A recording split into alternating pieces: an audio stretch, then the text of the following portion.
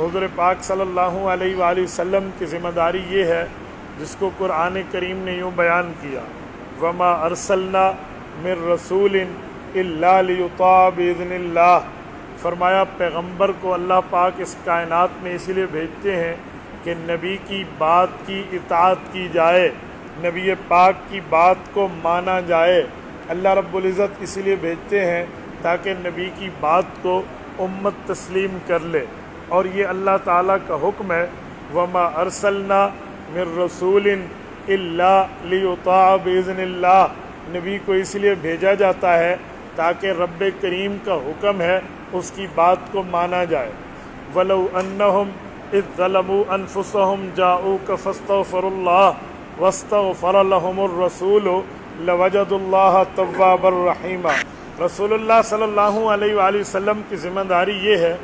کہ حضور پاک علیہ الصلوۃ والسلام امت مسلمہ کو دین اسلام سمجھا رہے ہیں۔ اب رب کریم نے فرمایا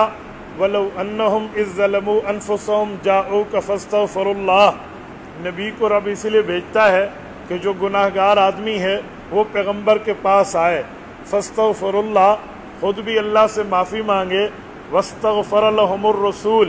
اور نبی بھی اللہ تعالیٰ سے اس امتی کے لیے معافی مانگے، لَوَجَدُوا اللَّهَ تَوَّابًا رَحِيمًا، رب کریم اس کے پچھلے گناہوں کو معاف کریں گے اور اگلی زندگی پر رحمت نازل فرمائیں گے۔ میرے دوستو، یہ آیت کریمہ بتاتی ہے کہ گناہ گار آدمی کی سفارش کیسے ہوگی۔ اب میں آپ کی خدمت میں دو باتیں پیش کر رہا ہوں۔ ایک یہ ہے، ہم یہاں بیٹھے ہیں، ہم اپنی غلطی کا اللہ تعالیٰ سے اقرار کر کے معافی کا مطالبہ شروع کر دیں، اے میرے مولا ہم سے غلطیاں ہوئیں، گناہ ہوئے، خطائیں ہوئیں، اے اللہ تو ہمیں معاف فرما دے۔ رب کریم ہمیں معاف فرما دیں گے اور ہمارے گناہوں کو اللہ تعالیٰ ختم فرمائیں گے۔ ایک ترتیب تو یہ ہے، اور ایک ترتیب مزید ہے، وہ یہ ہے کہ جب رسالت مآب علیہ السلام موجود ہوں، کوئی آدمی غلطی کر بیٹھے تو اس کی معافی کا طریقہ یہ ہے، اللہ کا قرآن کہتا ہے وَلَوْ أَنَّهُمْ إِذْ ظَلَمُوا أَنفُسَهُمْ جَاءُوكَ، وہ آدمی خود آئے پیغمبر علیہ السلام کی دربار میں، جاؤکا نبی کے پاس آئے، فاستغفر اللہ، خود بھی اللہ سے معافی مانگے، واستغفر لهم الرسول، اور نبی پاک بھی اللہ تعالیٰ سے یہ بات کہیں میرے مولا اس کی معافی کو قبول کر لے، تو قرآن کریم کہتا ہے لَوَجَدُ اللَّهَ تَوَّابًا رَحِيمًا،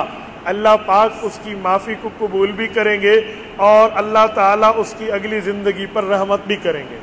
اس سے ایک بات سمجھ آتی ہے کہ گناہ گار آدمی خود بھی معافی مانگے اور نبی پاک کے دربار میں آ کر نبی پاک کو بھی عرض کرے کہ آپ بھی اللہ تعالیٰ سے میرے لیے معافی مانگیں۔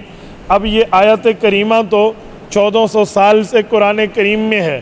مولانا مفتی محمد شفیع رحمہ اللہ آپ کی کراچی سے ہیں، مفتی اعظم پاکستان ہیں، معارف القرآن جو ان کی مشہور زمانہ اردو زبان میں تفسیر قرآن ہے، اس کی دوسری جلد اٹھائیں، صفحہ نمبر 460 اٹھائیں۔ مفتی شفیع رحمہ اللہ نے حضرت امام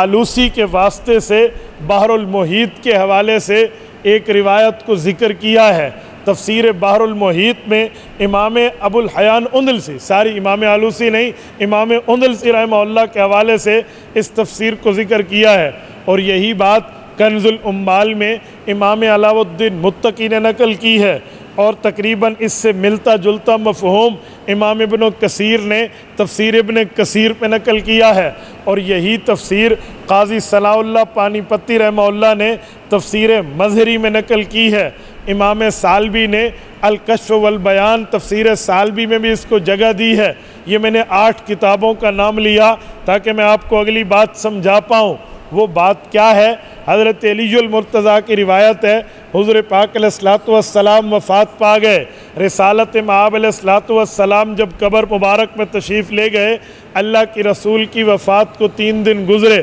دیہات سے ایک شخص آیا اور آ کر رسول اللہ کے مدینہ میں پہنچا۔ اس بندے کے علم میں نہیں تھا اللہ کے رسول دنیا سے رخصت ہو گئے، اس کو پتہ نہیں تھا رسالت مآب کا انتقال ہو گیا۔ وہ بندہ گھر سے چلا تو یہ آنکھوں میں خواب سجائے چلا کہ میں جاؤں گا اللہ کے رسول کی زیارت کروں گا، میں پہنچوں گا رسول اللہ کی خدمت میں پہنچ کے آپ علیہ الصلوۃ والسلام سے دعا کراؤں گا۔ لیکن جب وہ بندہ مدینہ طیبہ آیا تو اس کے رونگٹے کھڑے ہو گئے، میں یوں کہوں تو بے جانہ ہوگا کہ اس کے ہاتھ کے طوطے اڑ گئے۔ وہ پریشان ہو گیا کہ میرے ساتھ ہوا کیا ہے۔ اسے پتہ چلا اللہ کے رسول دنیا سے رخصت ہو چکے ہیں۔ جب وہ بندہ مدینہ طیبہ پہنچتا ہے، در و دیوار کو دیکھتا ہے، پریشان و حیران ہو جاتا ہے کہ میں جس شخصیت کی زیارت کے لیے آیا تھا، میں جس شخصیت کے خدمت میں حاضری کے لیے آیا تھا، وہ تو دنیا سے رخصت ہو گئے۔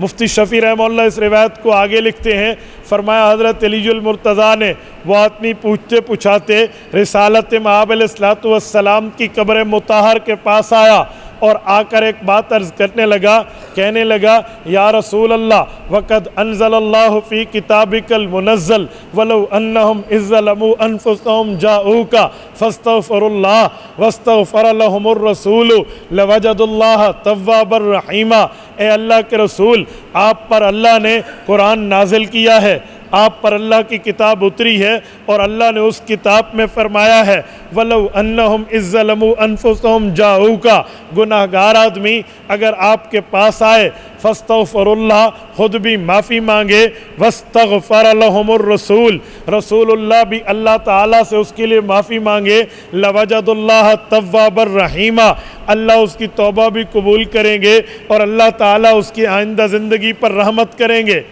اور آگے یہ بات کر کے وہ اپنا حال دینے لگا، کہنے لگا جئتک مستغفرا لذنوبی ومستشفعا بک الی ربی ان یغفر لی ربی خطایایا۔ اے اللہ کے رسول، میں بھی اپنے گھر سے، اپنے علاقے سے، اپنے گاؤں سے آپ کی طرف سفر کر کے آیا ہوں تاکہ جو قرآن کہتا ہے امتی آئے خود بھی معافی مانگے، نبی کو عرض کرے، نبی بھی اللہ سے مانگے، تو آپ بھی اللہ تعالیٰ سے مجھ گناہگار کی معافی مانگیے۔ ان یغفر لی ربی، اللہ تعالیٰ میرے بھی گناہ بخش دے۔ وہ بندہ یہ باتیں کر رہا ہے، حضرت علی المرتضیٰ فرماتے ہیں وہ اٹھ کے چلنے لگا، فنودیہ من قبر الشریف، حضور پاک علیہ السلام کی قبر سے اس آدمی کو خوشخبری ملی، انہو قد غفر لک، اے بندے خوش ہو جا، اللہ نے تیری مغفرت کر دی ہے۔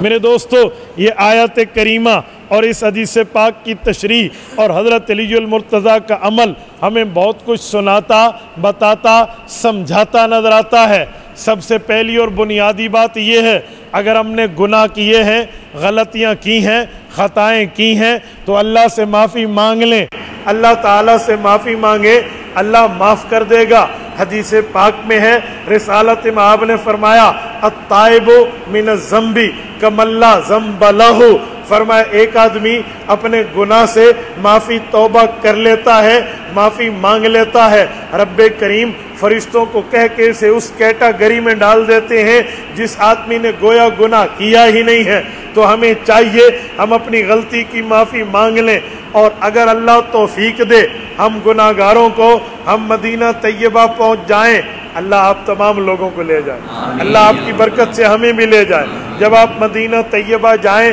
تو مدینہ طیبہ میں آپ حضور پاک کی خدمت میں سلام تو ویسے پیش کریں گے، درود تو ویسے پیش کریں گے، ساتھ یہ بھی کہہ دیں اے اللہ کے رسول، ہم بھی دور سے آئے ہیں، آپ کے پاس آئے ہیں، سلام پیش کرنے کے لیے آئے ہیں، اگر آپ ہماری اس معافی کی درخواست پر اللہ سے معافی مانگیں، حضور سے نہیں، اللہ سے معافی مانگ کے دے دیں، ہمارا بیڑا پار ہو جائے گا۔